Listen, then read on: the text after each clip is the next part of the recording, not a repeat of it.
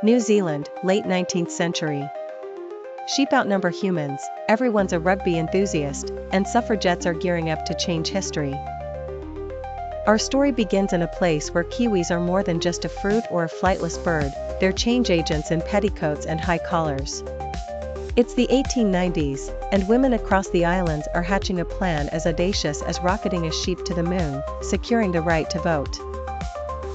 Leading this epic campaign are suffragettes who are more determined than a sheepdog chasing a runaway ewe. These daring dames refuse to take no for an answer.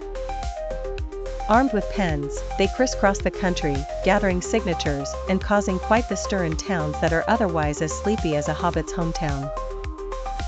You might think the men would be shaking in their boots at such radical feministic uprisings, or perhaps just mildly perturbed during their afternoon tea. Yet despite the odds, or perhaps unwittingly aided by some supportive chaps, the Electoral Bill touches down on the governor's desk.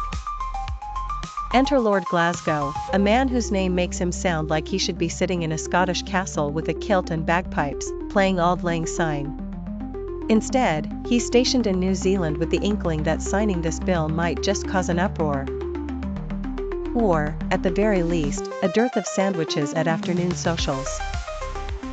But sign he does, on September 19, 1893, mark that date.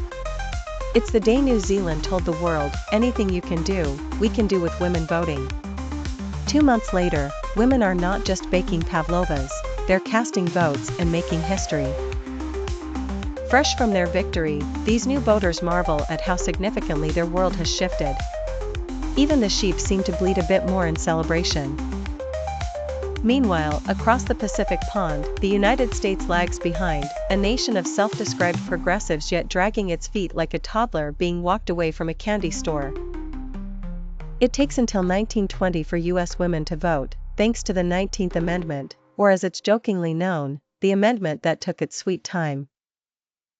Over in Great Britain, suffragettes are probably knitting sweaters as time drags till 1928 before they're finally equaled in voting rights with men, long having dealt with the grumble of "we'll give it to you next session."